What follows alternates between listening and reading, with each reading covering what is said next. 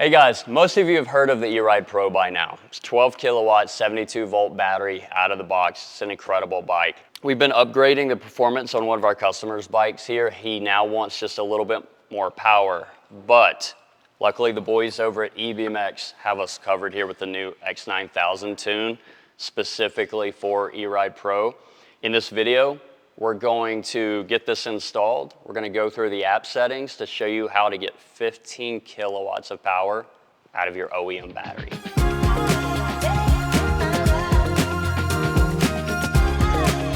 So let's show you what to expect out of the box. In the X-9000, one of the most critically overlooked parts is the simple instruction guide. There's a QR code here that's going to show you almost everything you need to get the most out of your X-9000, including the community to join when you have questions. So out of the box, we've got the controller itself, and we've got quite a few things that we are not going to use. Now, all of the X-9000 kits come with harnesses that work on us or in light B, a Talaria Sting out of the box. We've got a Bluetooth dongle that's used for troubleshooting if needed later. Got a Bluetooth dongle so that we can connect to the mobile app. And then we have the display that is going to show us a lot more information than you get out of your OEM E-Ride Pro display.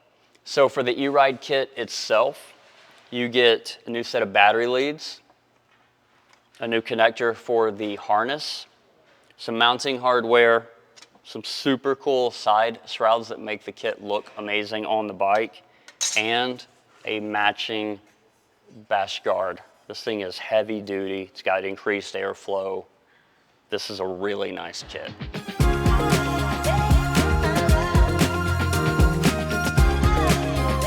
Okay, now obviously your bike's gonna look a little differently than this. Our customer Brian let us borrow his bike. He's been putting in a ton of laps at our local motocross track. Pretty incredible how fast he is on this machine. But everything that I'm gonna do moving forward is going to apply. Step number one, anytime you work on your bike, disconnect the power, take out the battery, especially if you're gonna touch anything electrical. Step number one, flip the breaker, then you can unplug everything. We all know that the E-Ride connector is a little bit special. It takes a little wiggling, pop it right out, good to go. So now that my battery is removed, no chance of electrocuting myself, right? I can actually work on the drivetrain without worrying about anything. Okay, so after the battery's removed, the next thing we're gonna do is remove the skid plate. You are going to just use your 5mm to undo. 2 bolts on this side, 2 bolts on the other. Then I'm going to put it right back on the stand. The next step I'm gonna do is remove this key plate so that I can have access, get to everything I need.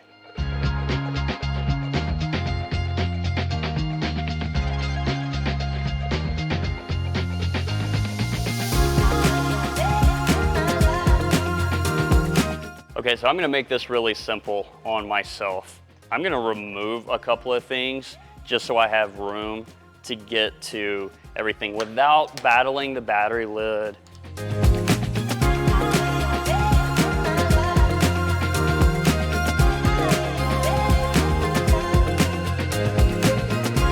Okay, my skid plate's removed, my battery is removed, battery lid is gone, key plate is taken off. I'm now ready to get the OEM controller off of the bike. Okay, so the tools that you need to remove the controller off the bike are a 3, a 4, and a 5mm Allen.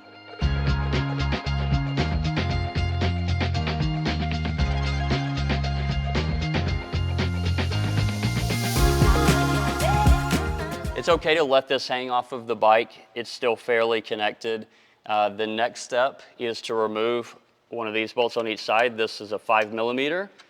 This actually holds the battery plate in place. Okay, so the controller's hanging off the front. Now I can separate the battery plate, allowing me to get to all of the harness that I'm gonna start taking off of the bike. The only small difference in between this bike and yours, you can tell that the display is already taken off. Our customers also removed his brake sensor, so if you've been thinking about doing that, now is actually a great time to do it because your bike's already going to be apart. Now this is a basically a rat's nest of wires. But we can let all of this kind of hang out to the side, because the next step is simply going to be taking each of the wires off of the controller itself. Okay, so the first thing I'm going to do is start with the red and green wire. I am going to disconnect this, because as you can see, it actually feeds into the battery terminal wires here. The next step I'm going to do is unclip and remove this harness, so that the only thing I have to worry about now is the 2 battery terminal leads and the 3 phase wires going into the motor. Now, to gain access to this, I love these little splash guard or waterproof type of connectors, but you're gonna use a 10mm socket or wrench to disconnect these bolts. Now, a lot of this is super awkward, but you'll get the hang of it. Basically, you just have to get in there. I'm gonna use my tiny little socket. Now, these bolts are way longer than you might expect, but they will eventually pop out.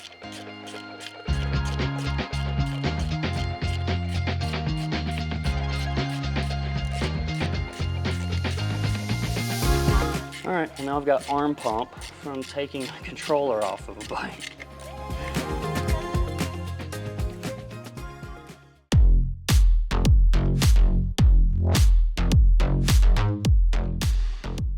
Okay, so this part's a little unique to E-Ride, and it's very tedious. These nuts are actually smaller than we have a wrench for. Most people only have wrenches down to a 6. In this case, I'm just gonna use a pair of pliers to hold on to it. And then here on the back side, this is where having good tools come into play. That is a 2mm wrench. It's extremely small. So as I turn that, I'm just gonna hold this with a pair of pliers.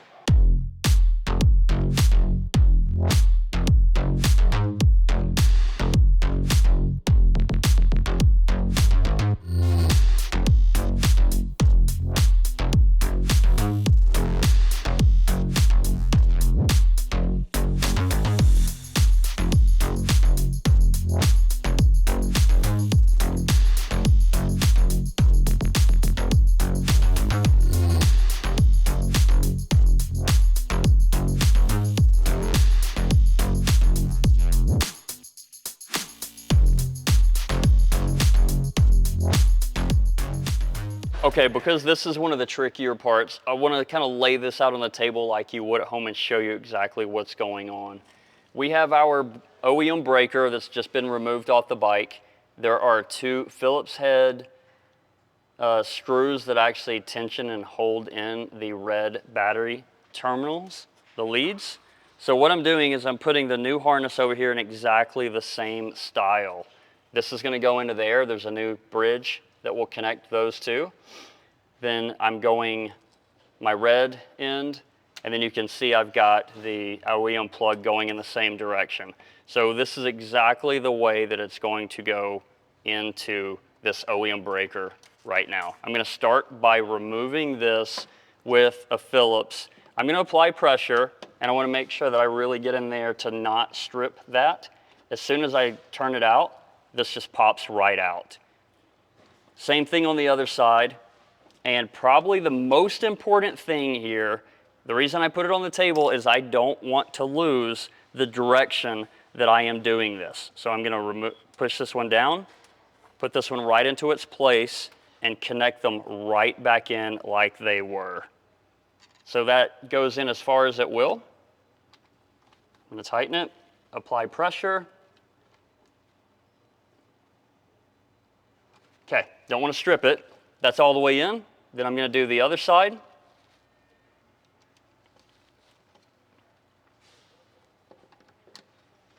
I'm going to lightly tighten it until I can feel it gripping. Then I'm going to apply pressure and tighten it up. Okay, so those are both in there solid. I'm putting pressure on it. They're not moving.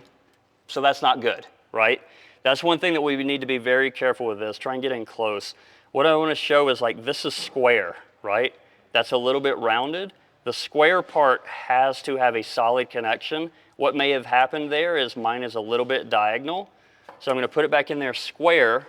Then I'm going to go back to tighten this down one more time.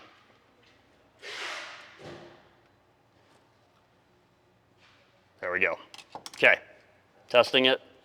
All right, that's way more solid. We are now good to go. We're going to put this right back into the bike, exactly the way it came out. Breaker flipped off to the left, breaker flipped on to the right. Okay, so our breaker's ready to be reinstalled, but first we're gonna clean up a couple of things. We have to remove the OEM switch as well as the OEM display that's on here.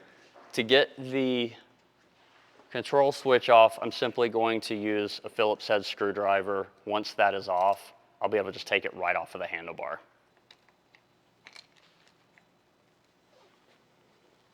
The display and the control switches are pretty easy to trace back and unplug. We're not going to use any of these on the X-9000 because they have their own plugs.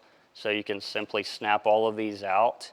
And it is a good idea to cover each of these with heat shrink. So we're going to do that next. If you don't have heat shrink, then you can simply use electrical tape. So this is a track bike. We've done a lot of cleanup, the headlights removed, the horns removed, that kind of thing. That's why you'll see a few of these that are already kind of empty in here. Yours you'll just keep. Now, I've separated things out. I've got my key switch that's going to remain, obviously, putting that up top. We're going to heat shrink over those and tuck them inside the neck when we're done. You guys are probably curious about this. That's a comms port, can be used for diagnostic. That's just dangling around. And then we've got our battery connection. So this is going to go into the new battery leads. You saw me unplug that earlier. For now, I'm just going to go ahead and plug this in so that it's ready to go. So that snapped into place. There's an audible snap. And this is one of the biggest plugs. So we're going to be a little bit careful about where we put this as we put it all back into the bike. I like to tuck everything that I can inside this housing because the controller itself is going to mount out to the front of that. So more room that we make for ourselves now, the better. Okay guys, so I'm going to heat shrink this on. This is just normal heat shrink that we picked up, local hardware store. It is the gluable type, so you can see it just melts around the connector. And then I'm simply going to crimp it once it's hot enough that all the glue is ready to go to make it fit perfectly. So that's good enough for now. I'm going to crimp the end. And then that cardboard is obviously not going to get hot enough to matter.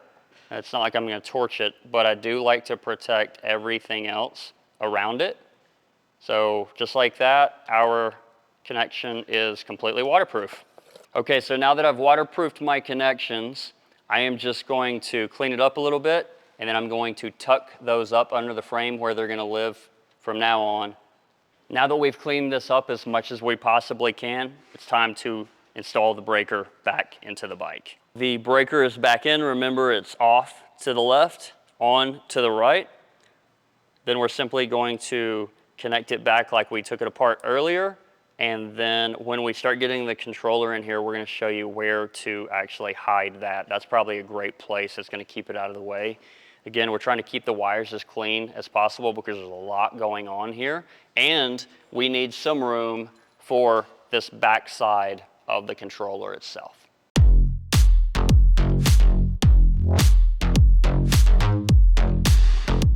Okay, so the next step we're going to do is get the controller ready to be installed. This is going to plug into that very last plug that you just saw. We have a Bluetooth dongle that is going to allow us to communicate with the app. So you're going to see two arrows there. Hope you can see that on camera. Those will snap right into place. We're good to go. We're just going to hide this inside the bike. The other one, for future reference, is called the 2-to-1 cable. Same exact thing. We're going to line up the two arrows. You can kind of get it started and then it'll go into place. That one snaps in pretty hard. And then this is really quite simple. Yellow to yellow, green to green. One is the thumb throttle that's used for regen braking, and the other is the display itself. Now there's a lot going on here. I am not going to plug these in now. I'm going to install both of these on the handlebars, let them kind of dangle for now. After I route this through the bike itself, then we're gonna plug them in. This is a messy thing to film because this is just the messy part of the bike. I wanna make sure that everyone's very clear that the 2 battery leads are just tucked right here, because as we push this back up forward, they have to be in their original spot to be able to get to it. I've just tucked this little connector right here under for now. There is the main lead. Brett, let's move down to the bottom. The main lead is actually tucked over here to the side, as you can see. We'll connect that next. And then one thing that's worth showing here, we have black for negative, red for positive. The wires through the sheaths, you can see the color. And we're gonna leave these pointing down because as we put the controller on, they're gonna come down and connect directly to, just like that. Okay, so again, as my controller is gonna be mounted onto the front of the bike, it's very important that the leads are facing downward. So as we install this, it's going to go exactly like that. It's gonna be a very clean install with this pressed against that, going the correct direction. This is really as simple as blue, yellow, and green. You simply match the colors. And then we will connect all of the cables back up after we have this connected to the wires. Now, it's very important that you use EBMX's supplied hardware that came with the X-9000. Do not reuse your OEM hardware for this part. Okay, so now that the controller is hooked up to all of the phase wires and the battery leads, we are going to go ahead and connect some of the main wires and run these up through the bike itself. One thing to note, this is a very secure connection. We are still going to put heat shrink over that. If you can go grab some heat shrink at your local hardware store, that's a very good idea. It's a one and done type of thing. Do it right now and you will not regret it in the future. So same rules apply. Line up the 2 arrows and that will push together. Then you can simply tighten it down. Now we're just gonna hit this with a heat gun, shrink that on, then we'll find a place to put it. Now we have a couple extra wires here. This one is not used, as you can tell. We're just gonna let that hang down. We're gonna put it inside the skid plate. The Bluetooth dongle, we're actually gonna take that down and put it in place of our tilt sensor. We're gonna use a zip tie to connect it here, tucked away. And then this 2-to-1 connector that goes up to the display and the thumb throttle, we are going to route straight up through the bike with all the other wires. Now, this part's extra large. It's a little difficult to get out of the way. What we found is the best technique is to have it tucked way up under this right side, what would be your right knee, because when we put the controller on, it's gonna sit neatly right here along this side. This is gonna be the most frustrating part of the whole install. Keeping the wires straight, getting everything tucked out of the way, and then pushing this plate back up so that we can connect it to the frame so that we can put the controller onto the front of this. Okay, so we've got everything buttoned up here. This, the holes lined right up. These are just going in. And then now the plate is connected to the frame again. We are going to put the controller on the front of the bike. Okay, so this is what it looks like when it's kind of buttoned up. Obviously, all of that's going to go in just like that, so we got to leave a little bit of room, so make some room for yourself. We've got our battery terminal and our comms cable. This will be longer when we pull the connector up. And as you can see, this is solid, this is connected, everything else good to go. This is our final cable that is going to route up to connect right here. Okay, so the easiest way to get these plates on is connected on the top. It's gonna be hanging a little bit, line everything up. Then the lower bolt, it's now connected on the sides. We've got our fit kit. And then we're gonna install the 2 bolts here on the top to connect it to the bike itself. Okay, so now for just the final cleanup, we're gonna assemble everything back together. We've got our display and our thumb throttle connected. You can see how we routed it through here. Just over time, we found that this is the cleanest. Find what works best for you. Remember, these are going to come out of the key plate. So, because this is very long, what you can see I've done is I've kind of coiled it up with the thicker part, and I'm going to put it way under here shoved off to the left of the key, because once that's in there, it's not moving, it's not going to go anywhere, but we still have to have room for this mess to go right back in this exact spot. So I'm making room now so that it's cleaner when I put it back together. Okay, so our controller is on the bike. We've put the battery lid back on. Now it's time to put the skid plate back on, install the battery, then we're going to tune the controller. But remember, this is a new skid plate. So a couple things that we're going to do is we're going to transfer over all of our fitting hardware. See, there's notches already cut for all of them, and then we're going to reuse the bolts that came with the bike. So let's go ahead and get this installed, then we'll move on to tuning the controller itself. So this is what it looks like when it's done. We're all buttoned up, battery's back in, breaker is flipped, we're ready to turn it on, we're gonna tune it. It's a great time to remind you, use the resources in the box. There is a code at the top for downloading the app both for Android and iPhone. We're going to launch our app. We're going to walk you through setting this up with the recommended settings out of the box.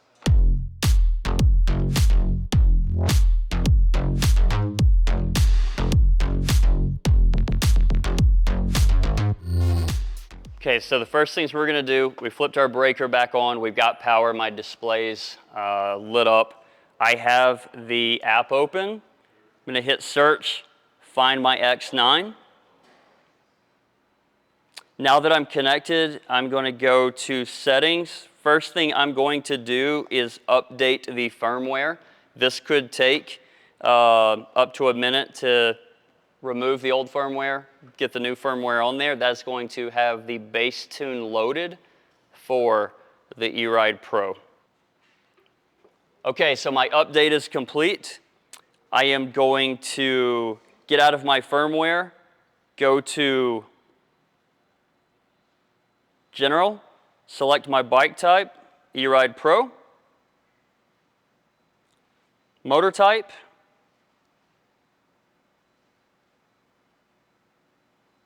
eRide Pro motor. It's already set to 72 volt out of the box, and I'm going to hit save. Saved successfully. Do you want to calibrate the motor? Yes, of course we do. So now it's important, and it's going to warn you. Make sure your bike's on a stand. The wheel's going to move. Whoops, I hit no. The rear wheel is off the ground. I'm going to go ahead and hit start. It is going to be a little jerky. It's going to move back and forth. It's going to find its perfect calibration, and then it's going to tell me when it's done.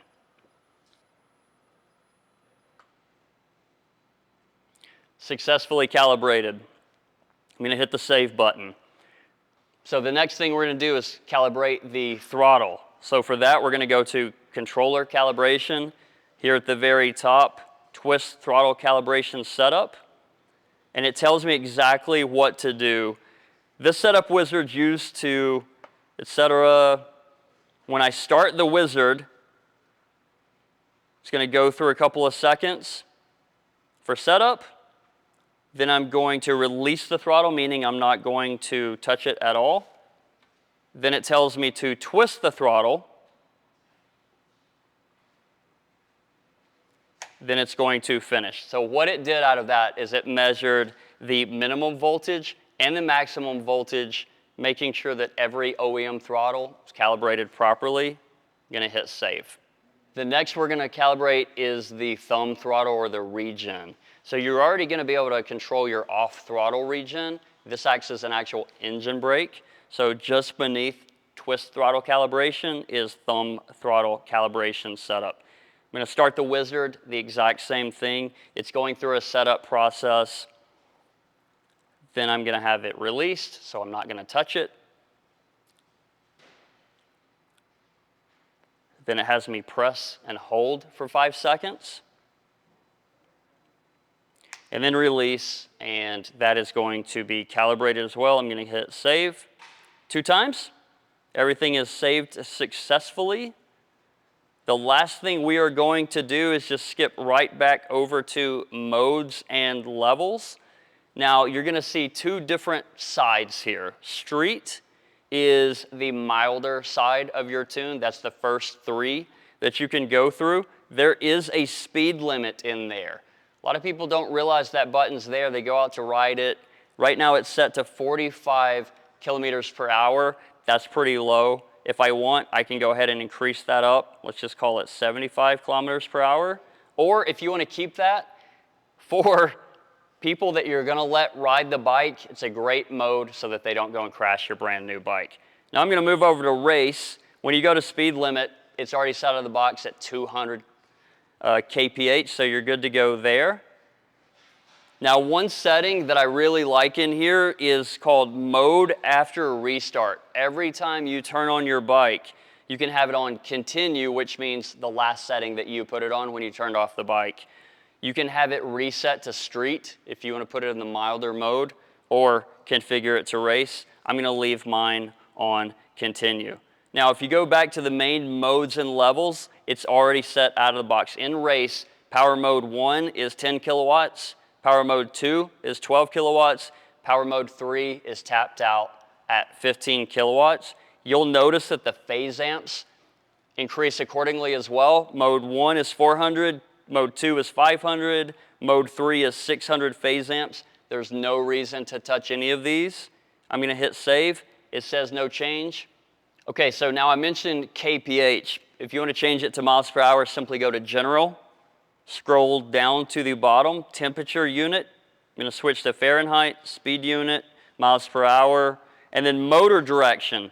This says clockwise. I'm going to go ahead and test this for you just to show what you might experience. There is a mode 0, that's neutral. That's a good thing. When I go into power mode 1 and give it some throttle, you can see that it's going in reverse. Nothing to be worried about there. I'm going to go to motor direction, switch it to counterclockwise, hit save. It says it's saved successfully in power mode 1. I'm now moving forward. Now that we've removed the big color display, some of you might want to have the phone on your bike. One of the tabs is dashboard. When you turn the phone sideways, it gives you a really cool dashboard that you can have if you want to run with your bike. Now, one little trick, if you're in a mode and you want to switch from race to street, on the display itself, when you thumb up and down, if you hold the down arrow, it will flash and go into the other mode. So going up and down switches through the power modes. Holding it down for over a second switches it from street to race or back and forth. All right, guys, so we're ready to go and ride. You notice this was a fairly tedious process. Luckily, it's a one and done. You're only going to install these one time on your bike. Once it's buttoned up and ready to ride, it's going to be rock solid moving forward. I'm going to warn everyone, this is a lot of power. I know you want your bike to be faster. We were quite honestly blown away by the torque coming out of this battery and the motor. So a couple of times when I've been out trail riding, I couldn't even have it in race mode. So find your perfect setting. Now, instead of just Sport and Eco, you have 6 modes to use. Find one which works best for you. Go enjoy your brand new, higher powered EBMX X-9000 E-Ride Pro.